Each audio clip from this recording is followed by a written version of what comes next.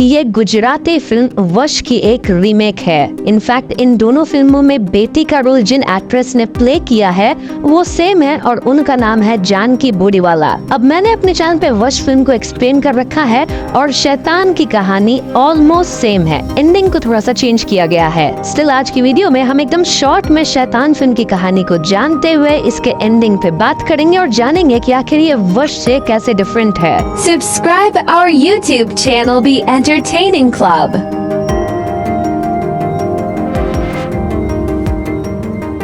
आदमी polythene bag में इस चूहे को रख लेता है। फिर फिल्म की इंट्रो आती है और इसके बाद हम एक फैमिली को देख पाते हैं जिसमें 4 लोग हैं। यहाँ पिता का नाम कबीर है, माँ का नाम ज्योति, बड़ी बेटी का नाम जानवी और बेटे का नाम ध्रुव है। कार में जानवी अपने पिता से कहती है कि वो अपनी फ्रेंड्स के साथ लद्दाख ट्रिप पे जाना चाहती है and Kabir was not sure कि वो जानवी को इस ट्रिप के लिए अलाउ करे, लेकिन जानवी एकदम जिद करने लग गई थी और ऐसे में कबीर फाइनली मान जाता है। लेकिन कबीर के कुछ कंडीशंस थे, लाइक उन्हें जानवी के सभी फ्रेंड्स का नाम और फोन नंबर चाहिए था एंड मोस्ट इम्पोर्टेंट इज कि जानवी को हमेशा अपना लाइव लोकेशन शेयर करना है। जानवी इसके लिए मान जाती है और उसके फ्रेंड्स ट्रिप पे जाने से पहले ये फैमिली अगले दिन एक छोटी आउटिंग पे निकलती है। बेसिकली ये लोग अपने फार्म हाउस जा रहे थे और रास्ते में ये फैमिली एक रेस्टोरेंट में भोजन करने रुकती है। यहाँ खाने में ये लोग पराठा मंगवाते हैं और जानवी इस पराठा को खाने से मना कर देती है क्योंकि इसमें बहुत बटर था। कबीर यहाँ 2 चाय ऑर्डर करना चाहता था लेकिन उसके पास 20 रुपए छुट्टा नहीं था। ऐसे में वहाँ खड़ा एक अनजान आदमी अपने लिए एक चाय लेता है और 2 चाय कबीर की फैमिली के लिए भी ले लेता है। कबीर उसे अपने फैमिली टेबल पे इनवाइट करता है और वो आदमी जो अपना नाम वनराज कश्यप बताता है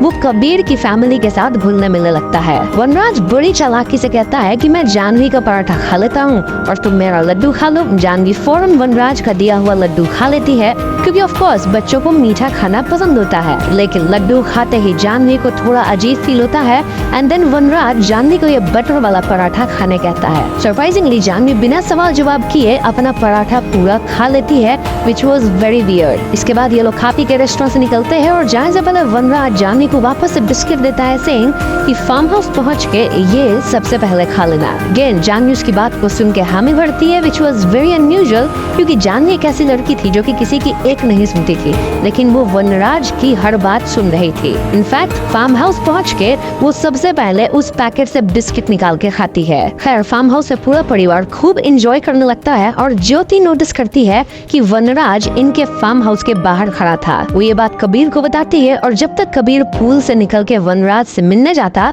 जानवी उसे ऑलरेडी घर के अंदर बुला ली थी। वनराज का कहना था कि उसकी फोन डेड है और वो यहाँ के बस अपनी बेटी को फोन करना चाहता है इनके फोन से। कबीर को ये अजीब तो लगता है लेकिन वो वनराज की रिक्वेस्ट मान लेता है। हम देख पाते हैं कि वनराज यहाँ जानवी पर नजर रख रहा था और अब भी जानवी उसकी हर बात मान रही थी। ज्योति वनराज के घर में आने से खुश नहीं थी लेकिन कबीर का कहना था कि हम बस उसकी हेल्प कर रहे हैं और थोड़ी देर में वो चला जाएगा और मैं चेंज करके उस पे ही नजर रखूंगा। खैर जानवी वनराज से बात कर रही होती है जहाँ वो उसे अपने बॉयफ्रेंड के बारे में बताती है, देन अपने अपकमिंग लद्दाख ट्रिप के बारे में बताती है वगैरह वगैरह। वनराज कहता है कि तुम लद्दाख ट्रिप पे नहीं जा पाओगे क्योंकि तुम्हें तो मेरे साथ चलना है। वो जानवी को इस प्रस्ताव पे ओके बोलने कह रहा था और जानवी भी फॉर सम रीजन ओके बोलने के लिए कंपेल हो रही थी, लेकिन तभी ध्रुव जानवी की तरफ बॉल फेंकता है जिससे ये ऑकवर्ड इंटरेक्शन भंग हो जाता है। ध्रुव बार बार जानवी से खेलने को कह रहा था और ऐसे वनराज जानवी से कहता है कि आज तुम अपने भाई के साथ इतना खेलो कि आगे उसे खेलने का मन ही ना करे। इसके ठीक बाद जानवी जाती है और ध्रुव को स्विंग पे बिठा कर उसे बहुत जोर से झुलाने लगती है। इससे ध्रुव डर के चीखने लगता है और ये बात ज्योति नोटिस करती है। कबीर और ज्योति किसी तरह जानवी को रोकते हैं और अब तक ध्रुव को तो चक्कर वगैरह आने लग गए थे। कबीर जानवी पे थोड़ा गुस्सा होते हैं और वहीं बैठा वनराज कहता है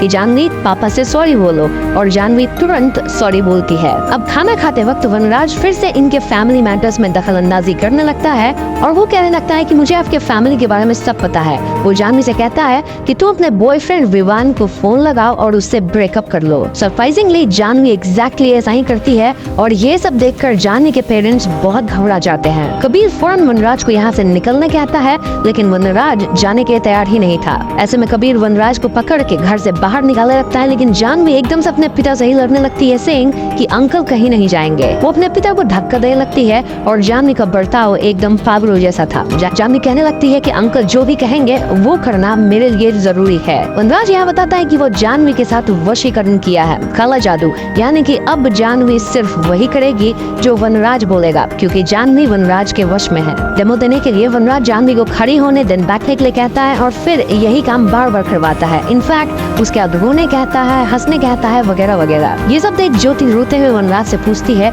कि आपको हमसे क्या चाहिए। वनराज पहले तो इनका सारा फोन टैबलेट यहाँ पे रखवाता है और फिर जानवी से सारा फोन तुड़वा देता है। वनराज यहाँ जानवी को चाय पत्ते तक खिलवाता है और अपने ही पिता कबीर को थप्पड़ भी मरवाता है। अब वनराज जानवी से अपना पैर दबाते हुए कहता है कि मैं जानवी को अपने साथ ले जाना चाहता हूँ। बेसिकली वनराज चाहता था कि जानवी के पेरेंट्स उसका दान करते, यानी खुद कहते कि जानवी वनराज के साथ जा सकती है। वैसे तो वनराज जानवी को ऐसे भी ले जा सकता है क्योंकि जानवी ऑफ कोर्स उसके वशीकरण के अंदर है, लेकिन अगर परमिशन नहीं मिलती है ना तो आगे चल के फ्यूचर में उसका वशीकरण टूट सकता है, क्योंकि दिल से जानवी अपने पेरेंट्स को याद करती रहेगी। इसीलिए पेरेंट्स की परमिशन जरूरी है और कबीर एंड ज्योति को ये कहना है कि वो अपनी बेटी का आजीवन अर्पण कर रहे हैं। ना ऑफ कोर्स कबीर इसके तैयार नहीं होता। ऐसे वनराज कहने लगता है कि जब कोई मेरे सामने तड़पता है और गिड़गिड़ाता है तो मुझे बहुत अच्छा लगता है। ऐसा कह के वनराज जानवी को एक लात मारता है और इसके रिएक्शन में कबीर वनराज को पीटने लग जाता है। वनराज जानवी से ध्रुव का सर फोड़ देने कहता है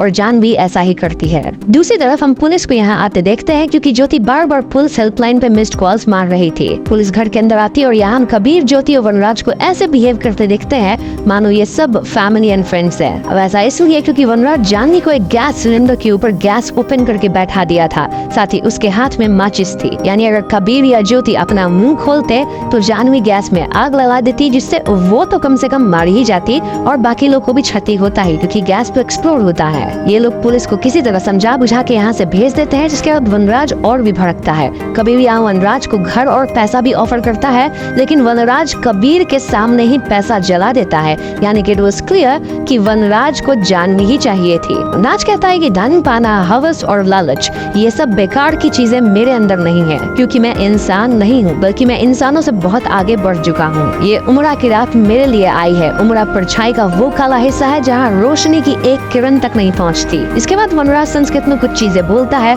जो इस तरफ इशारा कर रही थी कि कुछ ही घंटों बाद वो एकदम सुप्रीम पावर होगा। वो आम ब्रह्मास्मि भी कहता है। ये सारी चीजें ओरिजिनल फिल्म में नहीं थी, बट स्टिल आगे में कहानी ये सारी चीजें ओरिजिनल फिल्म में नहीं थी, बट स्टिल आगे में कहानी। So, इसके बाद वनराज जानवी से कई चीजें करता है, लाइक खुद को थप्पड़ मारवाना, बिना रोके डांस करना। इनफैक्ट वो जानवी को चाकू लाने कहता है और खुद को गार्ड भी करवाता है। एक पॉइंट पे तो जानवी पैंट को सुंदर कर देती है और ज्योति उसका पैंट वगैरह चेंज करती है। इसी बीच मौका पाकर ज्योति जानवी के हाथ से चाकू लेकर वनराज पे हमला करती है। यहाँ काफी हाथापाई शुरू हो जाती है, जहाँ वनराज और जानवी एक तरफ थे और ज्योति और कबीर एक तरफ। ध्यान रहे कि ज्योति और कबीर जानवी को चोट नहीं पहुंचा सकते थे, लेकिन कबीर जानवी को बांध देता है और वनराज को ओवरपावर कर जाता है। वनराज फौरन जानवी को जोर जोर से हंसने कह देता है और जानवी हंसना शुरू कर देती है। ऐसे में कबीर को न चाहते हुए वनराज को छोड़ना पड़ता है, क्योंकि अगर वनराज को मार भी देता है तो भी जानवी तो हंसती ही रहेगी, कभी रोकेगी नहीं पूरी जिंदगी। वनराज नेक्स्ट लेवल पे होता है जहाँ वो जानवी से अपने छोटे भाई को मार देता है। वनराज के ऐसा कहते ही जानवी मारने चल देती है और पेरेंट्स जानवी को मारने की कोशिश करते हैं। जानवी ने इमोशनल ब्रेकडाउन काट के रोने लगती है और ध्रुव नहीं तो छोड़ा।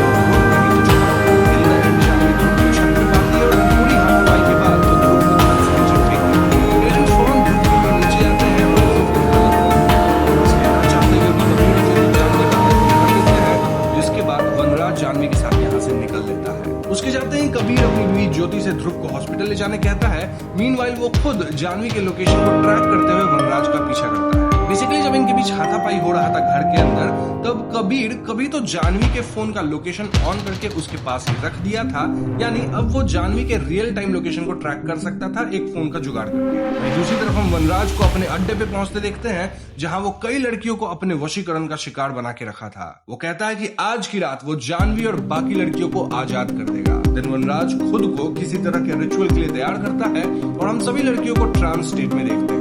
हम समझ पाते हैं कि वनराज कुछ यज्ञ जैसा कर रहा है, जहां वो इन सभी लड़कियों को अग्नि कुंड में कूदवाने वाला है, यानी उनका बलिदान देने वाला था। मीनवाइल कबीर किसी तरह लोकेशन पे पहुंचता है और कुछ लड़कियां जो कि गार्डिंग कर रही थी वो कबीर पे हमला करती है। कबीर इन सबसे लड़ते हुए फाइनली आग वाली जगह पे पहुंचता है और वनराज कुछ देर के लिए अपना रिचुअल रोकता है। कबीर को घसीट के वनराज के पास ले जाया जाता है और इस पॉइंट पे वनराज अपना प्लान बताता है। दरअसल इन सभी लड़कियों की बलि देने के बाद वनराज की शक्तियां इतनी बढ़ जाएगी कि वो किसी से सिर्फ नजर मिला के उन्हें अपने वश में कर पाएगा। उसे किसी को लड्डू या फिर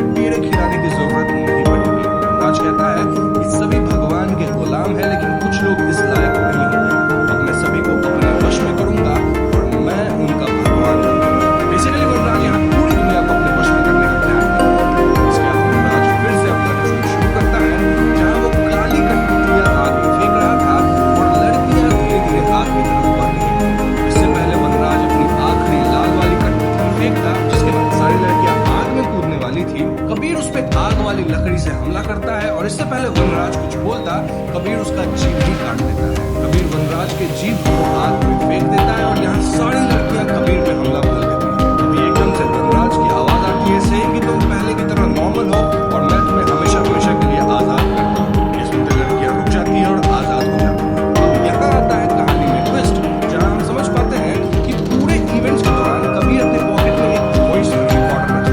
इनके फार्म हाउस में एक ऐसा सिचुएशन आया था जहाँ वनराज इन्हें टॉन्ट करते हुए, मतलब इन्हें चिढ़ाते हुए कह रहा था कि आपको क्या चाहिए, मैं सभी को आजाद कर दूं ताकि सब नॉर्मल हो जाए हमेशा के लिए। इस ऑडियो को रिकॉर्ड करके अपने बेटे की तरफ से एडिट करके कबीर को बना लिया था कि वो अभी प्ले करके सभी लड़कियों को आजाद कर, यानी सभी लड़कियों के साथ जान नहीं बच गई थी। It looks like a happy ending। अगले सीन में हम पुलिस को भी देखते हैं, जिनसे हम जान पाते हैं कि उस जगह पे 108 लड़कियां, 108 ही क्यों, क्योंकि 108 का हमारे धर्म में काफी सम्मान है। सभी लड़कियां अपने घर वापस जा चुकी हैं और अपने परिवार से देख पाते हैं कि ज्योति भी ठीक है और खुद भी यहाँ से कहानी 1 साल बाद की आ गई है, जहाँ मूवी के स्टार्ट वाला सीन है। जी हाँ, वही चूहा पकड़ने वाला सीन, और चूहा पकड़ने वाला इंसान और कोई नहीं बल्कि एक कबीर था, जो कि जंगल जैसी जगह में एक बेसमेंट के अंदर कहीं तो जाता है और यहाँ हम देखते हैं कि वो वनराज को कैद करके रखा है। जी हाँ दोस्तों, वो वनराज को चूहा और चाय पत्ती खाने देता है और कुछ डायलॉग्स मारता है कि कैसे पेरेंट्स अपने बच्चे के लिए कुछ भी कर सकते हैं, वही बच्चे के लिए भगवान होते हैं। इन द एंड हम समझ पाते हैं कि अब यही बेसमेंट या बंकर वनराज का नर्क है और कबीर उसका भगवान है, या फिर हम कबीर को शैतान भी कह सकते हैं। और इसी पॉइंट पे फिल्म खत्म हो जाती है। तो दोस्तों, ये थी शैतान फिल्म की कहानी, और यहाँ वश फिल्म से थोड़ी बहुत चीजें बदली गई हैं। सबसे पहली बात तो ये है कि वश फिल्म में कोई पुलिस नहीं आई थी मूवी के बीच में। देन एंडिंग तो पूरा ही बदल दिया गया है। I mean, वश की एंडिंग काफी दुखद और डार्क थी। वहाँ पिता अपनी बेटी के कान में कैंची डाल देता है ताकि वो विलेन की आवाज ना सुन सके। साथ ही उसकी बेटी का वशीकरण कभी खत्म ही नहीं होता और वो फ्यूचर में भी मेंटली अनस्टेबल ही रहती है। बात करें बीवी और बेटे की, तो उनका भी हॉस्पिटल जाते वक्त